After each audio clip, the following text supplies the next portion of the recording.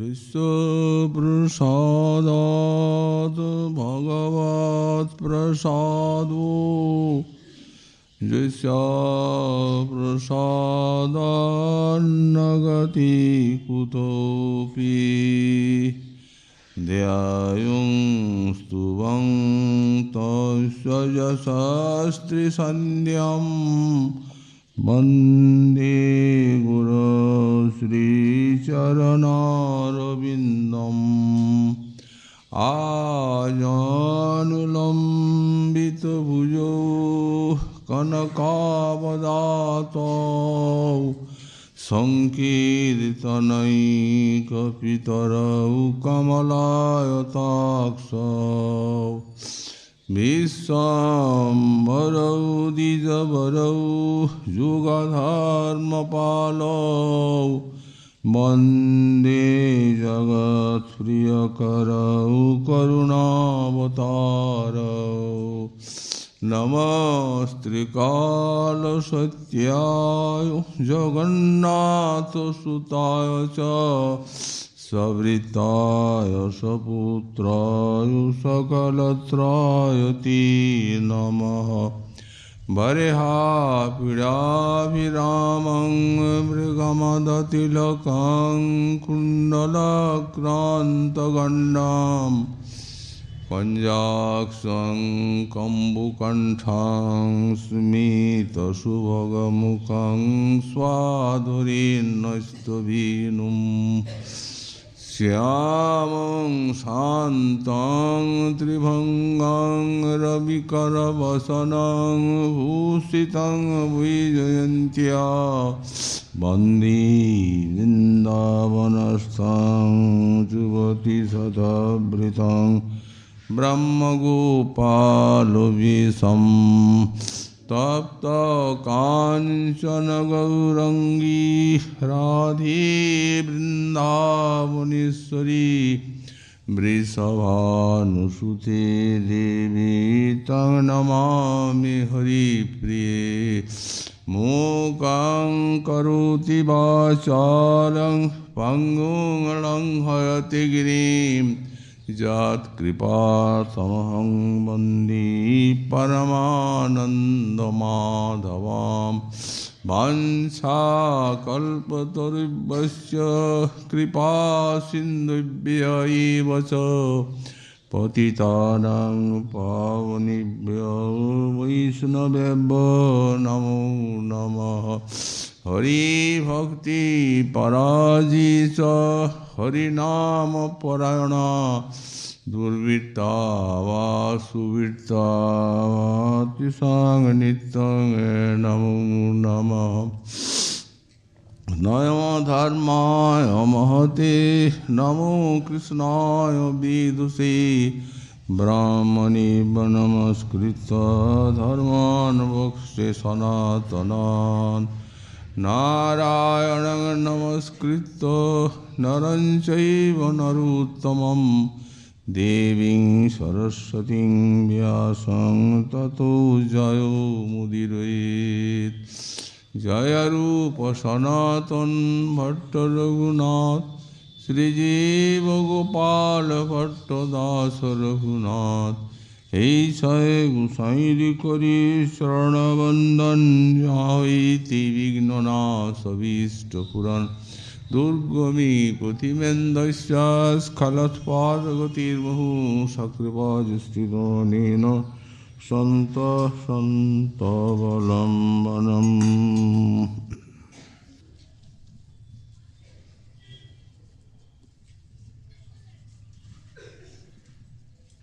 गुरौ गोष्ठी गोष्ठालयीषु सुजने भूसुरगणे समन्त्रे श्रीनाम्नि व्रजनवाजुवाद्वन्द्वशरणे सदा दम्भं हित्वा कुरुरतिमपूर्वं मतितराम् अयि स्वान्तो भ्रातश्चटुभिरभिजाचि धृतपदो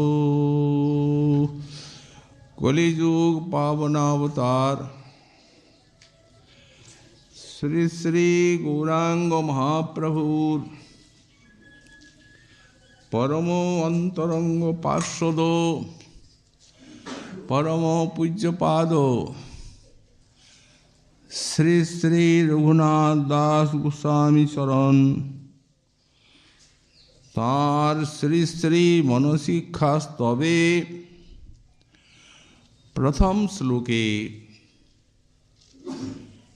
শ্রীয়মণির প্রতি সম্বোধন করে বললেন, হে ভ্রাত, আমার মন, আমি অতি চাটুবাক্যের সঙ্গে তোমার চরণে ধরে আর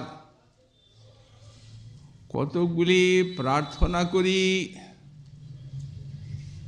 তুমি আমার সহায় হও। তুমি এই শ্রী গুরুতে, শ্রী ব্রজধামে ব্রজবাসী জনে, বৈষ্ণবে, ব্রাহ্মণে আমার দীক্ষা মন্ত্রে শ্রী শ্রী হরি নামে আর ব্রজনব যুবদ্বন্দ্ব শ্রী শ্রী রাধা মাধব চরণী শরণাগতিতে তুমি অতি অপূর্ব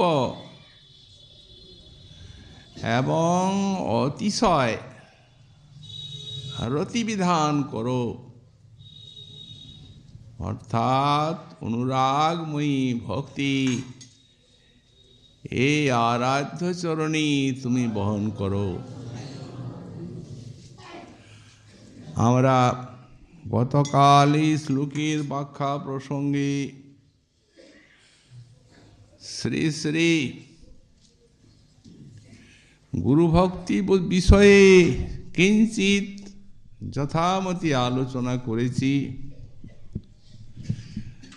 এই যে গুরুতত্ত্বটি, এটি যেমনি গুরুত্বপূর্ণ তেমনি অতি গম্ভীর এবং রহস্যময় তাৎপর্যপূর্ণ তত্ত্ব।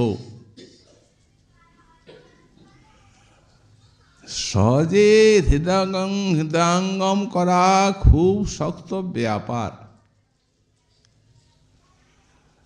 কেন বলি? আমরা শ্রীমদ্ ভাগবতের থেকে জানলাম যে যদি শ্রী গুরুতে কোনো রূপে মনুষ্য বুদ্ধি আসে, তাহলে সাধকের সাধনা সব বিফল হয়ে যায়। তো এই প্রসঙ্গে আমাদের বলার যে ভগবান যিনি আছেন, পার্শ্বদগণ আছেন, কত শত সমস্ত মহাজন আছেন, তারা সব নিত্যলোকে আছেন আমাদের নয়নের অন্তরালে। এই জন্য তাদের মহামহিমা সম্বন্ধে যে সকল শাস্ত্রবাণী বা মহাজন বাণী, তাতে আমাদের বিশ্বাস এবং শ্রদ্ধা স্থাপন করা সহজ। কিন্তু গুরুদেব আছেন আমাদের চোখের সামনে, সর্বদা আমি তাঁর দর্শন করছি। তাঁর চাল চলন, কথাবার্তা, আলাপ আলোচনা, ভোজন শয়ন ইত্যাদি যা লক্ষ্য করছি, সবই মনুষ্যের আচার। মনুষ্যেরই ব্যবহার, তার সঙ্গে আমরা আলাপে আলোচনায় কথায় বার্তায় হাস্য পরিহাসে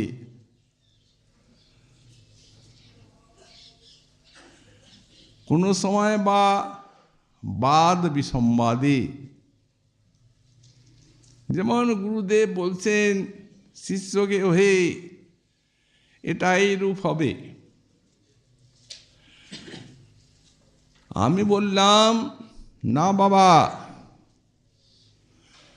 আপনি জানেন না, ওটা ওই রকম হবে না, ওটা এই রকম হবে। শিক্ষাও দিয়ে দিচ্ছি। কোনো সময় বা কার্যত বাদ বিসম্বাদ মনোমালিন্যও হচ্ছে। তাহলে আমরা এই যে শাস্ত্র বলছেন ভগবানের স্বরূপ গুরু, এই শাস্ত্রবাণীটি আমরা পালন করব কি করে? কার্যত মনুষ্য বুদ্ধি তো এসেই যাচ্ছে, আরও আছে। শাস্ত্র বলছেন সাধকস্য গুরু ভক্তি মন্দি কুর্বন্তি দেবতা, সাধকের গুরু ভক্তিকে এই মন্দীভূত করার চেষ্টা করেন দেবগণ। তো দেবগণ, তাদের কি অন্যায় করলাম যে আমার গুরু ভক্তিকে মন্দীভূত করবে? বলে অন্যায় করি নাই, কিন্তু এই গুরু ভক্তির দ্বারা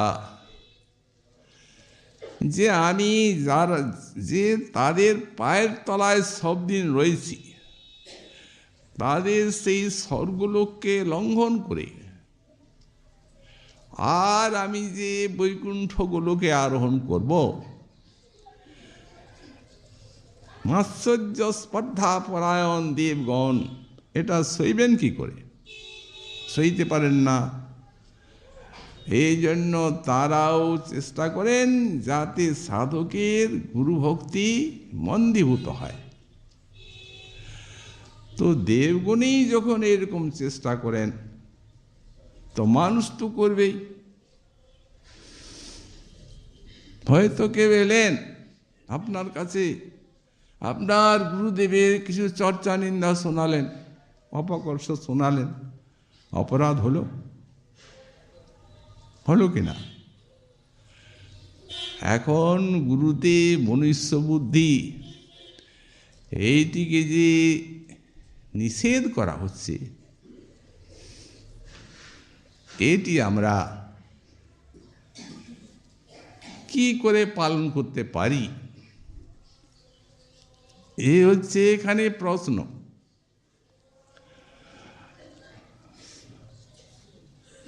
কেউ হয়তো বলবেন,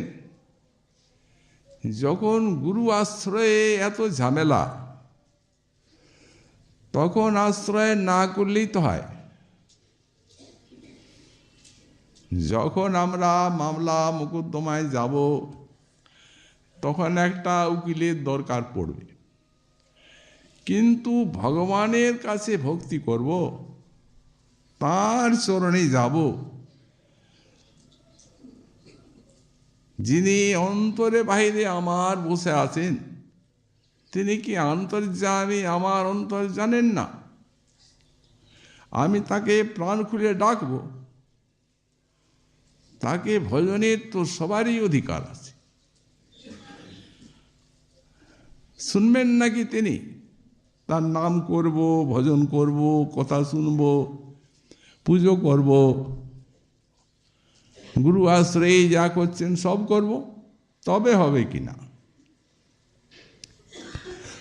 বলছেন এইরূপ যদি কেউ তর্ক করেন, অবশ্য ভক্ত করবেন না, শ্রদ্ধালু।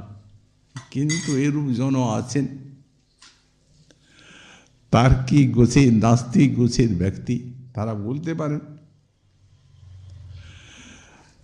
তাদেরই কথার উত্তর দিচ্ছেন শ্রীমদ্ ভাগবত।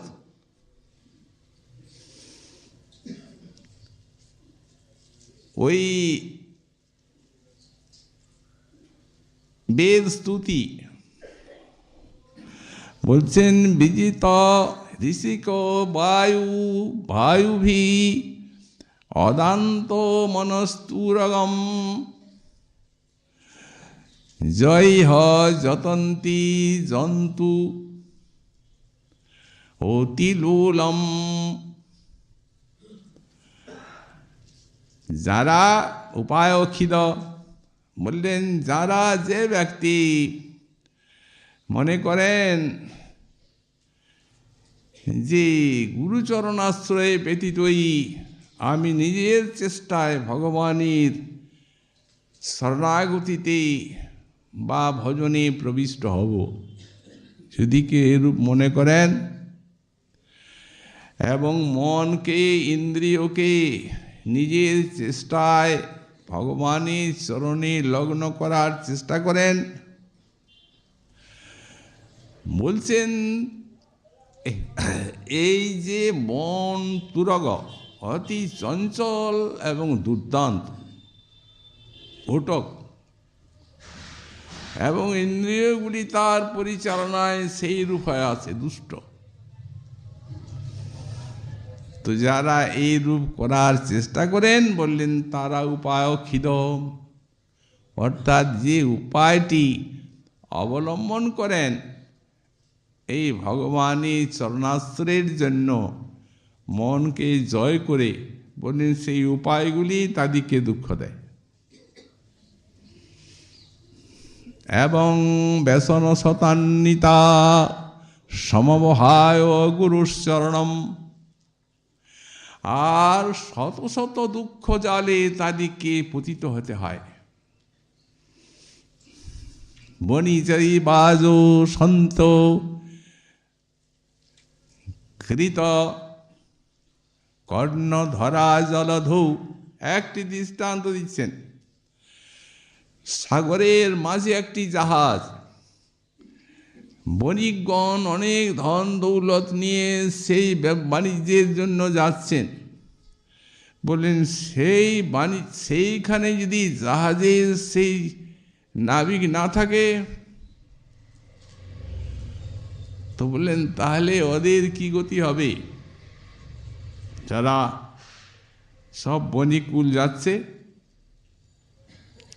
তাদের এই ধনে প্রাণে ওই জলে ডুবে মরা ছাড়া আর কোনো গতি নাই।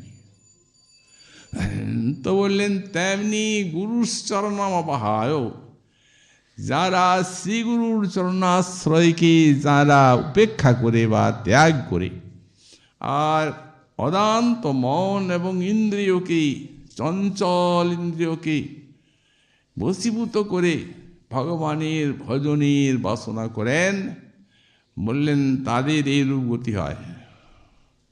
তাদেরকে ধনে প্রাণে ওই ভবজলদিতে ডুবেই মরতে হয়।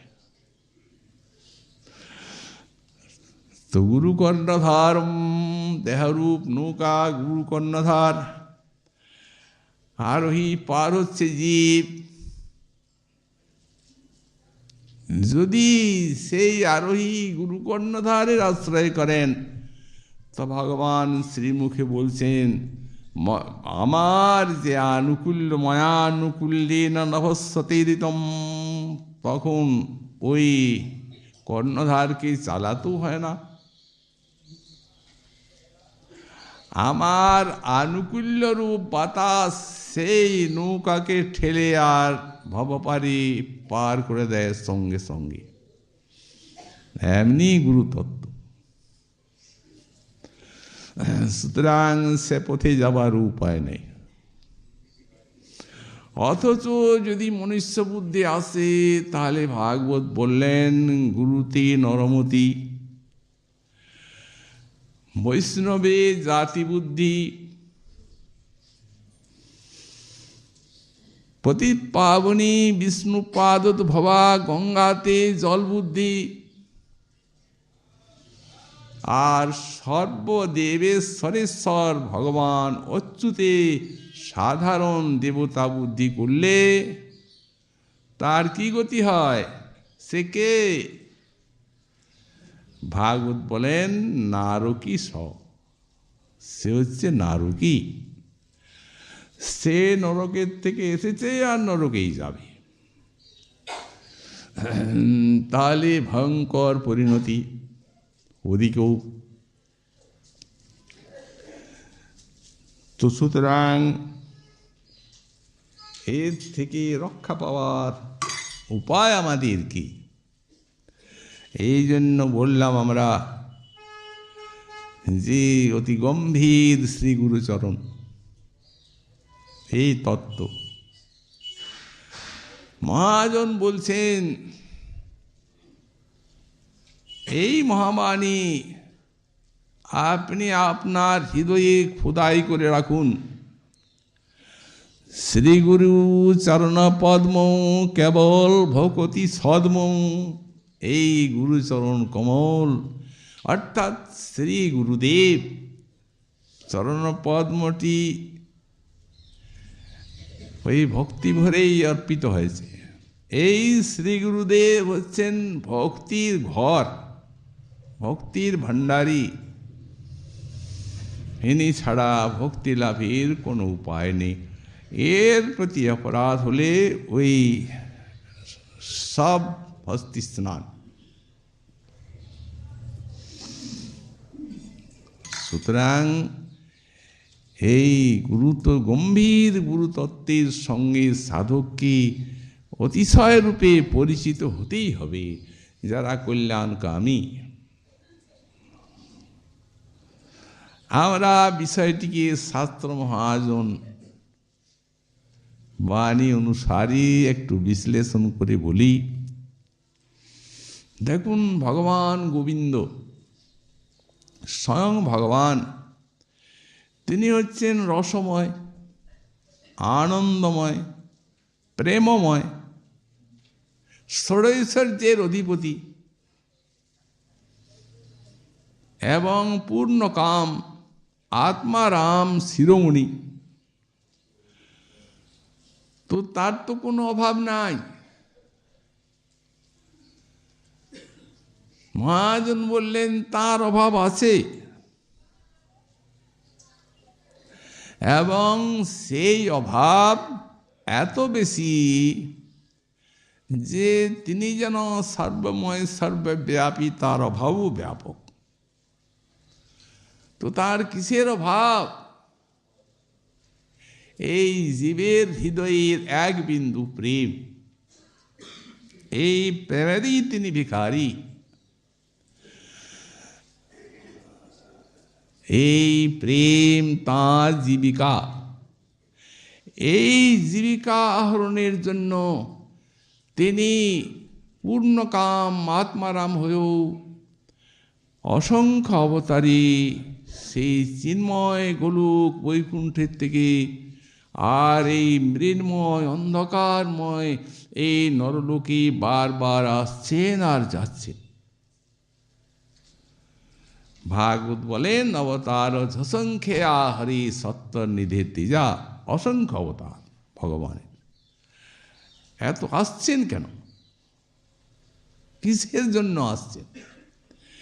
ওই জিনিসটির জন্য আসছেন, জীবের হৃদয়ের এক বিন্দু প্রেম তাঁর জীবিকা। যদি কেউ বলেন তিনি প্রেমের সাগর, তা একটা সমুদ্র কি এক বিন্দু জলের তার অভাব আসতে পারে? বললেন হ্যাঁ আসে।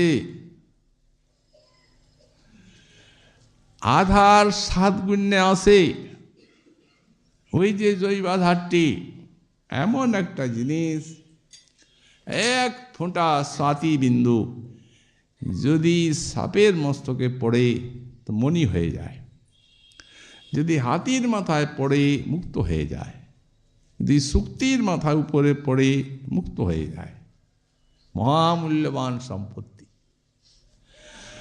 তেমনি ভগবানের এখানে অতি মূল্যবান সম্পত্তি জীবের হৃদয়ে আছে, যেটি তাতে নাই। সেইটি হচ্ছে জৈবাধারী ওই লাদিনী শক্তি তাঁর এসে যখন প্রেমে পরিণত হয়, তখন তার আস্বাদ তার এত বেশি। তাই ভক্ত কবি বলেন, রাজার রাজা হয়েও প্রভু তুমি নিত্য আছো জাগি, আমার হৃদয়ে লাগি।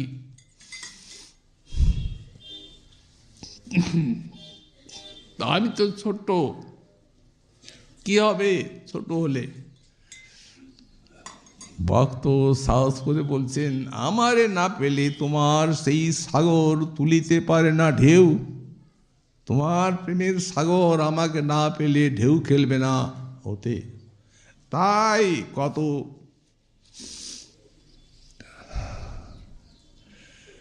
নিশীথ রজনী আছো জাগি, তুমি নিরন্তর, তুমি আমার জন্য কত দিন রাত অপেক্ষা করছো। এসব শাস্ত্রীয় সব সিদ্ধান্ত, সাধারণ এটা পদ্য কবি লিখেছেন, কিন্তু এর পেছনে শাস্ত্রীয় সিদ্ধান্ত আছে। গোপকুমার যখন বৈকুণ্ঠে গেলেন, একটা জীব ভগবান শ্রীমন্নারায়ণ তিনি গোপকুমারকে দেখে পরমানন্দী নৃত্য করতে লাগলেন। বৎস, তুমি যখন আমার ভজন করতে না, তখন আমি তোমার জন্য কত কাঁদতাম, কত কষ্ট হতো তোমার জন্য, যে তোমাকে আমি পেতে পারবো না। এমন কোনো ছল পাইনি যে তোমাকে আমার কাছে নিয়ে আসব। শেষকালে আর স্থির থাকতে না পেরে বৎস, আমি তোমার গুরুরূপে, জয়ন্তরূপে ওই তোমার কাছে গেলাম নিজে, আর আমার মন্ত্র তোমার কানে দিলাম।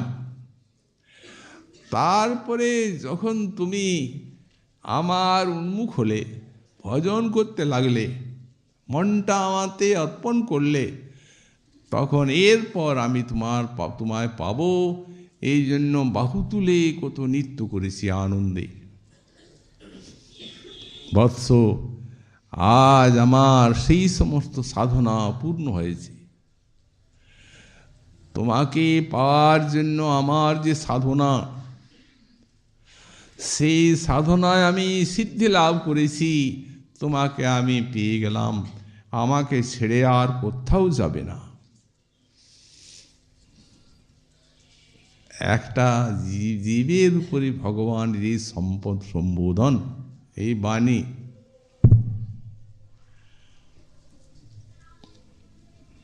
তাহলে তিনি কত বড় অভাবী, যার জন্য গোসাইপাদ বললেন যে ভগবান এই কথা বলছেন, আমি কত কাঁদতাম, উপায় পাইনি বলে গুরুরূপে গেলাম। তো সুতরাং ভগবান চান যে সমস্ত জীবের হৃদয়ে প্রেম হোক, এবং এখানে সকল জীবের হৃদয়ের প্রেম আস্বাদনের তিনি সৌভাগ্য লাভ করুন।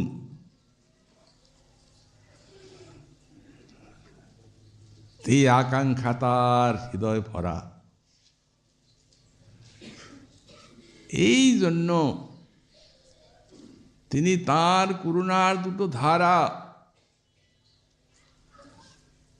এই জগতে, এই নরলোকে, অন্ধকারের লোকে পাঠিয়ে দিচ্ছেন।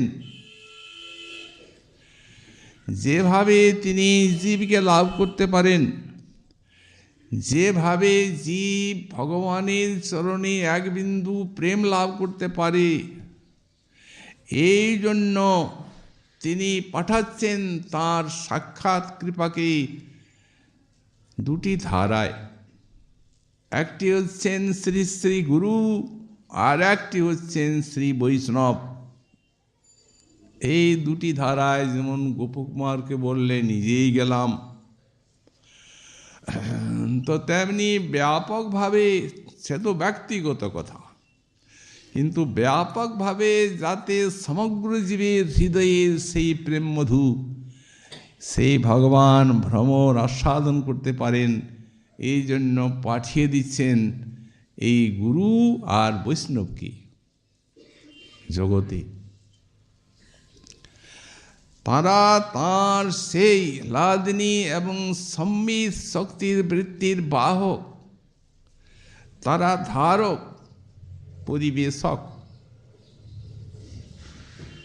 ওই যে মহাজন বললেন সালাদিন্না এব কাপি সর্বানন্দাতি সাইনি বৃত্তি ভক্তবৃন্দেশ্চেপ নিক্ষিপ্যমানা।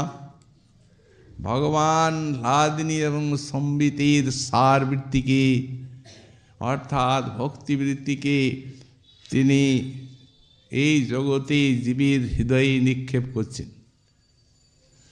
এইভাবেই নিক্ষেপ করছেন তাঁর করুণার বাহন, তাঁর শ্রী শ্রী গুরু এবং বৈষ্ণব।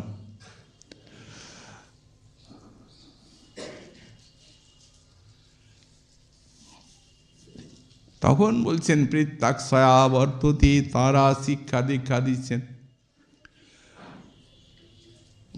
শ্রী ভগবত উপদিষ্টৃণাং শ্রী গুরুচরণানাম, ভগবত মন্ত্র উপদিষ্টৃণাং শ্রী গুরুচরণানাম। ভগবানের মন্ত্র দিচ্ছেন শ্রী গুরুদেব, সাক্ষাৎ ভগবানের স্বরূপ। তারপরে শিক্ষাগুরু রূপে তত্ত্ব শোনাচ্ছেন এবং বৈষ্ণব রূপে শিক্ষা দিচ্ছেন, শাস্ত্র রূপে শিক্ষা দিচ্ছেন, যাতে সাধন ভজনের দ্বারা জীবের হৃদয়ে প্রেম হয়। তাই মহাজন বলেন, গুরুরূপে ঘরে ঘরে দীক্ষা দেন সভাকারী, বৈষ্ণব রূপেতে দেন শিক্ষা। আর শাস্ত্ররূপে কহে জ্ঞান, আত্মারূপে অধিষ্ঠান। দেখো বা তার কারে বা উপেক্ষা, কাকে উপেক্ষা আছে? কাউকে নয়, সমস্ত জীবের উপরই পরম অপেক্ষা। ঘরে ঘরে গুরুরূপে দীক্ষা দান করছেন, সাক্ষাৎ নিজের মন্ত্র দিয়ে সেই শক্তি পাঠিয়ে দিচ্ছেন ওই গুরুদ্বারে। এবং সেই মন্ত্র, সেই নাম, সেই লীলা ওই গুরু এবং সেই বৈষ্ণবের শ্রীমুখে শ্রবণ করে, আর সেই শ্রবণদ্বারে যাচ্ছেন সেই পথে, মানে সেগুলি তো সব চিন্ময়। জড় ইন্দ্রিয়ের ভিতরে যে যাবেন জড়ীয় হৃদয়ে, কাকে বাহন করে যাবেন? অতএব সেই ওই ভগবানের নাম, রূপ, গুণ, লীলা, মন্ত্র ইত্যাদি রূপে হৃদয়ে যাচ্ছেন যে, আর ভজন করছেন ভক্ত। গুরু ভজন দিচ্ছেন, বৈষ্ণব শিক্ষা দিচ্ছেন। হৃদয়ের যত সমস্ত আবর্জনা, কামনা, মালিন্য ধীরে ধীরে অপসারিত হচ্ছে। ভাগবত বলেন এই কথারূপে নিজেই যাচ্ছেন, কারণ কৃষ্ণ কথা, কৃষ্ণ নাম, কৃষ্ণ লীলা বৃন্দ, কৃষ্ণের স্বরূপ সম সব চিদানন্দ। এই ভগবান নিজেই সঙ্গ যাচ্ছেন, যে আর দেখছেন হৃদয়টা ভরা আছে সব অনাদিকালের সব আবর্জনা, কামনা, বাসনা, নিজেই ঝাড়ু দিয়ে পরিষ্কার করছেন ওই কথা এবং হরিনাম বা ভজনের দ্বারা। এবং ধীরে ধীরে তার মন, বুদ্ধি, সব ইন্দ্রিয়গুলিও চিন্ময় হয়ে যাচ্ছে। সেই যে প্রেমবিন্দুর আশায় ভগবান তিনি এতখানি করুণাময়, যে সেই যে তাঁর করুণার বাহক পাঠিয়েছিলেন, তার সেই আশা পূর্ণ হয়ে যাচ্ছে। তো এই জন্যেই এখানে মহাজন বলছেন ভগবান অপি ভক্তি সুত ভজতৈতি, অতএব যখন প্রেম হয়ে যাচ্ছে বললেন তখন ভগবানও ভক্তকে ভজন করছেন। দৃষ্টান্ত দিচ্ছেন, সাধু হৃদয়ং মজ্জম সাধুনাং হৃদয়ন্তম মদন্নত্তে ন জানন্তি নাহং তিব্যমনা গোপী। শ্রীজীব প্রীতি সন্দর্ভ, প্রেমের বিচারী। উনি বলছেন যখন প্রেম এসে যাচ্ছে তখন ভগবান ছাড়া আর তার কামনার কিছু নাই। অনবরত সেই জল বিনা যেন হীন, দুঃখ পায়াহীন, সেই অবস্থা ভক্তের। তো সেই প্রীতির বৈশ্য প্রেম বৈশ্য ভগবান ভক্তি সুভজতে, ভক্তিকে ভজন করছেন। তার দৃষ্টান্ত তাঁর শ্রীমুখ বাণী। ভাগবতী শ্রী দুর্বাসা ঋষিকে বলছেন, সাধু হৃদয়ং মজ্জম সাধুনাং হৃদয়ন্তম। সাধু আমার হৃদয় এবং আমার হৃদয়ে সাধুর পরস্পরের হৃদয় বিনিময় হয়ে গেছে, এতখানি আপনার করে নিয়েছে। মদন্নত্তে ন জানন্তি নাহং তিব্যমনা গোপী। তারাও আমাকে ছাড়ার মনা কিচ্ছু জানেন না ঈষৎ, আর আমিও তাদেরকে ছাড়া কিছু জানি না।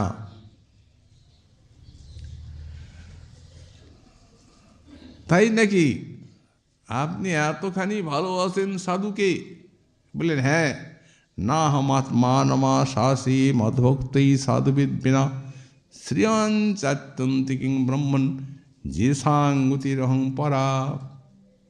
দুর্বাসাকে বলছেন। দুর্বাসা ঋষি তো গেছেন অম্বরীশের চরণে অপরাধী হয়ে, ভক্তের চরণে কোথাও ত্রাণ পান নাই। শেষকালে বৈকুণ্ঠপতি ভগবানের সং তাঁরই দ্বারে উপস্থিত হয়েছেন। ধরো চক্রটা, আমি পারবো না, ও আমার কথা শোনে না, শুনবে না, যেহেতু ওটা ভক্তের। ভুল করেছেন আপনি, হেদু ছুটাছুটি করেছেন, ওই জায়গায় সব ঠিক হয়ে যেত। পায়ে কাঁটাটা ফুটেছে, সেইখানে ওটাকে না বের করে আর আপনি সারা শরীরটাকে কাটতে আরম্ভ করেছেন। কোথায় পাবেন? আমি ভক্ত পরাধীন হতে কতখানি তাহলে বলুন? আমিও তো ভক্ত, আমি ভক্ত না? ভগবান হাসছেন, বলছেন ঋষি কি আর বলবো, এই প্রশ্নের আমার কাছে কি উত্তর আছে? দেখুন একটা কথা বলি, যখন আপনি তো প্রথমে অম্বরীশকে সেই কীর্তা সৃষ্টি করে আর মারতে গেলেন, যখন অম্বরীশ পালন করলেন তখন খেতে দেখে আর সেই জটা ছিঁড়ে আর তাকে ভস্ম করতে গেলেন। আচ্ছা তখন বলুন দেখি, যখন আপনি তাকে মারতে যান তখন মহারাজ অম্বরীশ কত দূর পালিয়েছিল? এক পাও নড়ে নাই। আর অম্বরীশ কি করবে? আমার সুদর্শন ভক্ত রক্ষার জন্য ঘুরি। সে তো আপনি কষ্ট পেলেন বলে বসে বসে কাঁদছে, খাওয়া দাওয়া ছেড়ে দিয়ে। সুদর্শন তো দণ্ড দিচ্ছে আপনাকে, আমার এখানে এনেছে। বলুন আপনি কত দূর পালালেন? তো সুতরাং যখন ভজন করতে করতে দেহের অতি শূন্য হয়ে যায়, ভগবানের অতি পূর্ণ হয়ে যায়, তখন তাকে বলে প্রেম। অতএব প্রেমিক মনে করেন ভগবত ইচ্ছায় যা তাই হবে, কিন্তু তিনি তো পালন নাই। এই তো বোঝা যাচ্ছে আপনার এই দেহের মধ্যে রতি আছে, আসক্তি আছে। আচ্ছা প্রভু বলো তো, এই ভক্ত তোমার কত প্রিয়? বললে হ্যাঁ তা বল, নিশ্চয়ই বল। না মাত্মানমাশাসি মদ্ভক্তি সাধুবিদ্বিনা, আমি আমার সাধুকে যতখানি চাই, ভক্তকে, আমি আত্মাকে নিজেকে ততখানি চাই না। শ্রিয়ং চাচ্যন্তি কিং ব্রহ্মণ, হে ব্রহ্মণ, আমার সর্ববিধা সম্পত্তিকে আমি চাই না। কেমন সাধু চাই? যে সাং গতিরহং পরা, যাদের আমি একমাত্র সর্বগতি, এই রূপ সাধু। যারা প্রেমিক, ওই তাদের ভগবানই একমাত্র গতি, ভগবানের ইচ্ছায় যা হবে তাই হবে। অতএব চাতুরি ছেড়ে দিয়ে যান ওই জায়গায় যেখানে অপরাধী হয়েছেন, সব ঠিক হয়ে যাবে। অমৃতের কাছে এলেন, শান্ত হয়ে গেল উপদ্রব। তো সুতরাং এই যে সাক্ষাৎ ভগবানের কৃপা, যা এই সাধু গুরু রূপে বিশ্বে ঘুরে বেড়াচ্ছেন দ্বারে দ্বারে, এই কৃপার অর্চনাকে বাদ দিয়ে আর যদি কেউ পরোক্ষ ভগবানের কৃপাকে অন্বেষণ করতে যান, তাহলে কি তিনি বিড়ম্বিত হবেন না? তো মাদিস জীব বিড়ম্বিত জীব, প্রত্যক্ষ গুরু সাধু রূপে বিচরণ করছেন ভগবানের কৃপা দ্বারে দ্বারে। এখন আপনার দ্বারে ভগবান ওই সাক্ষাৎ তাঁর কৃপা নেবে এসেছেন আপনার কল্যাণবাহিতের জন্য। আপনি যদি শাস্ত্রানুসারে তার মর্যাদা না দেন, তাহলে তো ওই হৃদয়টি অকৃতজ্ঞতায় কলুষিত হয়ে যাবে। এইটি অপরাধ। সুতরাং এই সমস্ত তত্ত্ব যদি এই শাস্ত্র মহাজন বাণীর দ্বারে জানা যায়,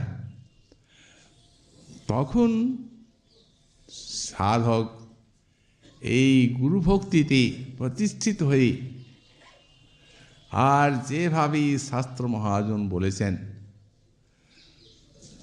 সেইভাবে তিনি শ্রী গুরুচরণের আরাধনা করতে পারবেন, কোনো অসুবিধা নেই। ভগবান আছেন সহায়। কেন বললাম? ওই যে গুরুরূপে ঘরে ঘরে দীক্ষা দেন সবাকারী, বৈষ্ণব রূপে দেন শিক্ষা, আর শাস্ত্ররূপে কহে জ্ঞান, নয়ন খুলে দিচ্ছেন। শাস্ত্র বলছেন গুরুতত্ত্ব, এইভাবে গুরুতত্ত্বটি দেখুন। এইভাবে সেই তত্ত্বের নিকটে আপনি কতখানি অনুগৃহীত, এবং সেই রূপ কৃতজ্ঞতা, সেই রূপ ভক্তি রাখুন।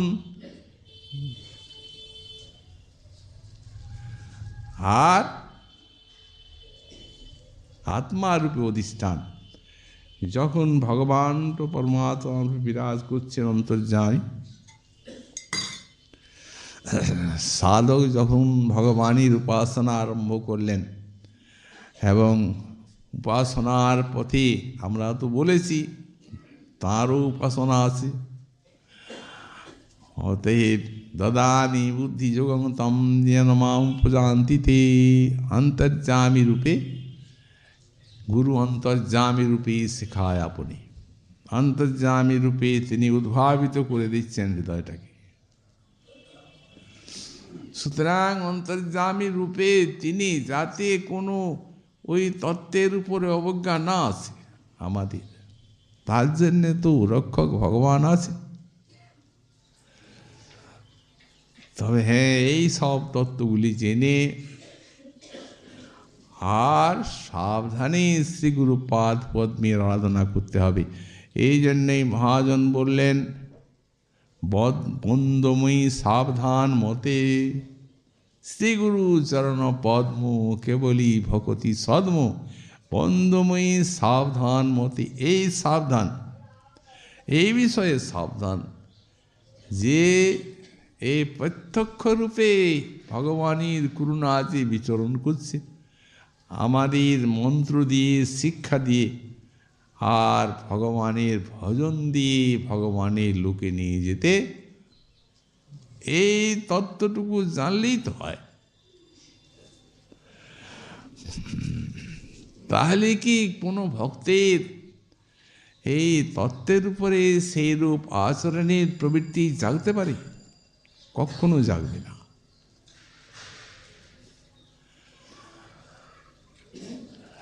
সুতরাং এই জন্যই আমরা বললাম যে তত্ত্বটি আমরা আলোচনা করছি, সেই তত্ত্বটি একাধারে যে প্রকারে গুরুত্বপূর্ণ, সেই প্রকারে গম্ভীর এবং পরম রহস্যময়, সেই তত্ত্বের সঙ্গে যথাযথ পরিচিত হতে পারলে শাস্ত্র মহাজন বাণীর অনুরূপ, তাহলে আর সাধকের ভজন সাধন ক্ষেত্রে কোনো ভয়ের কারণ নেই। করুণাময় ভগবান আছেন, রক্ষা করবেন শ্রী গুরু বৈষ্ণব, তাঁদের করুণাকে সার করে ভজন পথে সাবধানতার সঙ্গে চলতে হবে। এই জন্য মহাজন বারবার বলে দিয়েছেন, সাধু সাবধান। সাধুকে সাবধানতা অবলম্বন করতেই হবে। এই প্রসঙ্গে আমাদের আরও কিছু যে জানার বিষয় আছে, শ্রীমন মহাপ্রভুর কৃপা হলে আগামীকাল আবার সেই বিষয়ে আমরা সাধন করব। আজকে আমাদের শ্রী মনশিক্ষা কথার এখানেই বিশ্রাম।